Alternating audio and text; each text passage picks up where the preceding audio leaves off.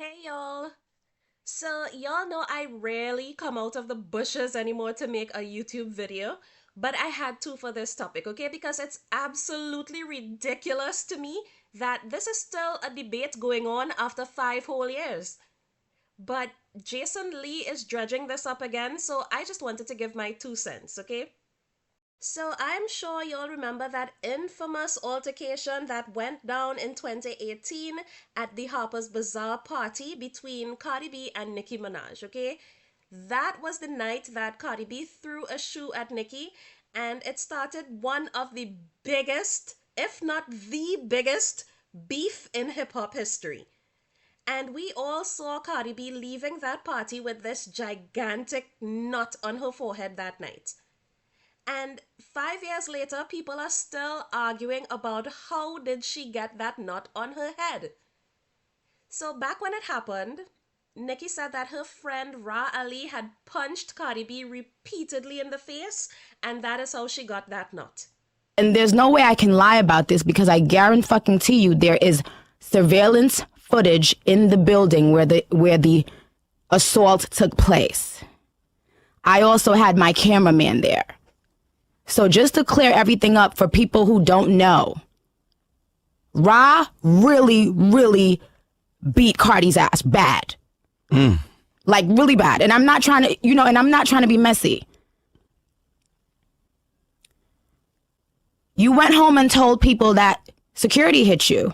And we let that lie continue because of legal reasons. I told Ra, don't tell anyone you hit her because I don't want nobody trying to sue me. Because they're going to come to the person with money. Mm-hmm. Instead, you went home and told I guess you had to look like a gangster in front of your friends and your family and da-da-da. I get it. Ra beat you so bad that I was mad at Ra. Like, Ra, I'm talking about the punches was so hard in your head that I was mad at Ra. I'm like, yo, why'd you know what I'm saying? Like, the fuck? But Ra didn't like her attitude the way she came at me.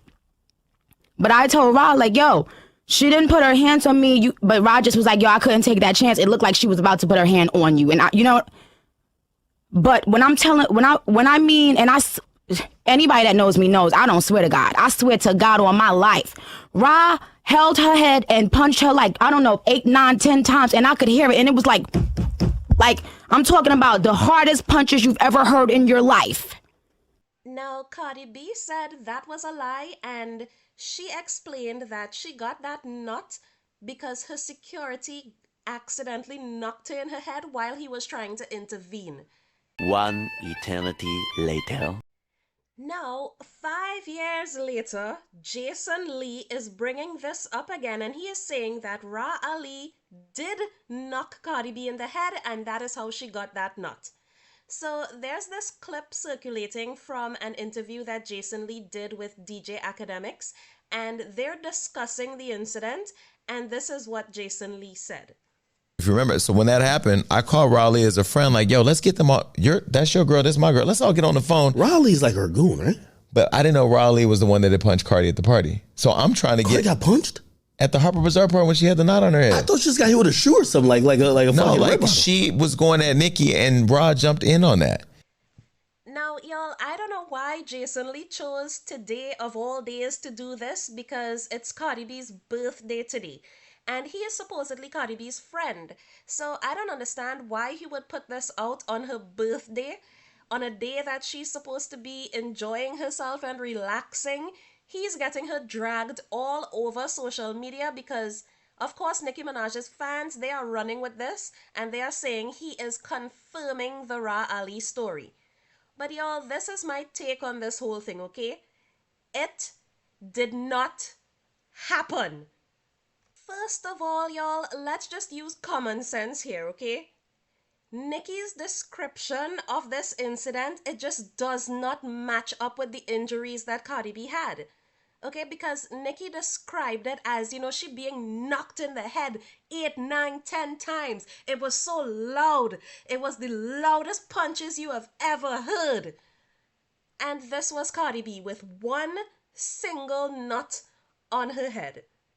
Okay, Nicki said Rah Ali grabbed Cardi B by the head and punched her in the face, y'all. 8, 9, 10 times. Y'all, I have to stress that, okay? She said Rah Ali grabbed Cardi B and punched her in the face 8, 9, 10 times. And the punches were so loud. Yet all Cardi B walked away with was one knot on her forehead.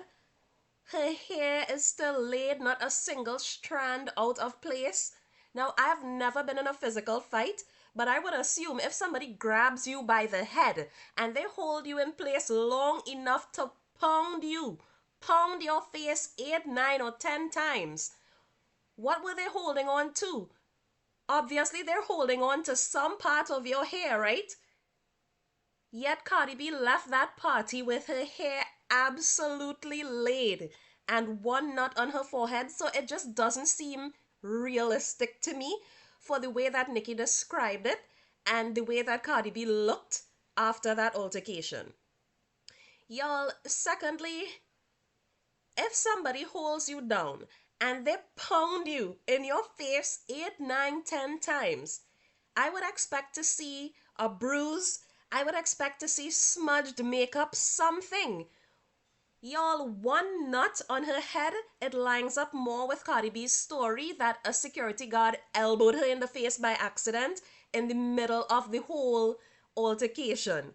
Okay, it definitely does not look like somebody who was punched in the face repeatedly. Another thing is that Cardi B's story has remained consistent. Nicki Minaj's story has changed constantly. Okay, first she claimed that she had footage of this incident taking place and that there were surveillance cameras all over the event. She even said that her own personal cameraman was there and he captured footage of that incident. But then she said she was willing to pay somebody $100,000 if they had the footage. I'm not gonna let Rah look like a liar when everybody was there. We all were there. I have a cameraman that and then you tried to take my camera. She tried to take the camera from my cameraman because she don't want that out. But sweetheart, I'm not gonna put that out. I'm not like that. A few moments later. Anybody that want to pull up the surveillance footage, I will give you $100,000. Pull up the surveillance footage. Anybody that said that shit didn't happen, I never come up here and lie. And for what? 100 bands. For what? So I'm like, how in one breath can you say that you have the footage, your personal cameraman has the footage, but then in the next breath you're offering to pay somebody for this footage? And then nobody took up that offer. $100,000 is on the line and nobody has been able to produce this footage after 5 whole years. Y'all, I'm sorry, okay, but if I had that footage, I would be $100,000 richer right now. Okay, I'm a Cardi B fan, but I would sell that footage to Nicki Minaj in a heartbeat for $100K. Okay, I have bills. So, it's just unbelievable to me that nobody has produced this footage over half a decade later. And, Nicki herself saying that she had it, that her personal cameraman caught it on tape, but she wasn't going to put it out because she's not that kind of person. Like, she is literally calling for people to release it, but she's saying she's not going to release it because she's not that kind of person. Make it make sense. Y'all know damn well if that footage existed and if Nicki had it, it would be all over. Y'all, this is the same woman who posted private messages between herself and Lato. It's like she takes pride in exposing people. So y'all expect me to believe that she has this footage and she kept it secret for 5 whole years? Yeah, no. Another thing is that there were various angles of cell phone footage released after this incident. And there was also a lot of entertainment media at the event who were covering the event. And they caught that whole altercation from beginning to end on their footage. I can't post the clips in my video because TMZ has copyrighted a lot of them, but they're all over the internet. You have various angles of this incident, and not a single one of them captured Rah Ali punching Cardi B in her face 8, 9, 10 times. Like, y'all need to be realistic. Okay, if it happened, there would be footage because there were cameras everywhere. And if there was footage, it would have been released by now. Okay, y'all, media got footage of Solange Knowles beating up Jay-Z in an elevator. You mean to tell me they can't get footage of this? Be real. And another thing is that Nicki Minaj was pressed up against a wall. She was surrounded by security, and Rah Ali was right next to her. And a reporter who was there, she gave this account on the Wendy Williams show. This happened swift and quick. So everyone's saying that there was this whole altercation. These two girls were so far apart, there was no way that Nicki or Cardi even touched each other. That bump on her head definitely came from a security guard. So an actual person who was there and who witnessed this and has no reason to lie is saying that they were so far apart. Cardi B's crew and Nicki's crew were so far apart they never came into contact. So at what point did Rah Ali cross the room to get to Cardi B? And another thing, y'all, this reporter said that all of this happened in a matter of seconds. It happened so quickly. So in that short space of time, when did this attack from Rah Ali take place? She was like 10 feet away. By the time she would have crossed the room to get to Cardi B, the altercation would have been over and Cardi B was being escorted out of the party. Y'all, I know a lot of people don't like Cardi B and they desperately want this to be true, but I need y'all to be for real, okay?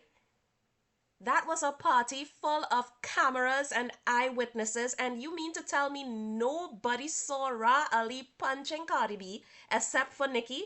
Like, come on now. Here's my theory as to how that story came about, okay? What I think happened is that Rah Ali lied, okay? She told Nicki that she beat up Cardi B and Nicki just went with that story because Nicki was pressed up against a wall and she was surrounded by a wall of security. So I don't think she even saw what was happening. And Rah Ali took advantage of that and maybe she wanted to look like a hero to Nicki, so she made up this story that she beat the crap out of Cardi B just to impress Nicki.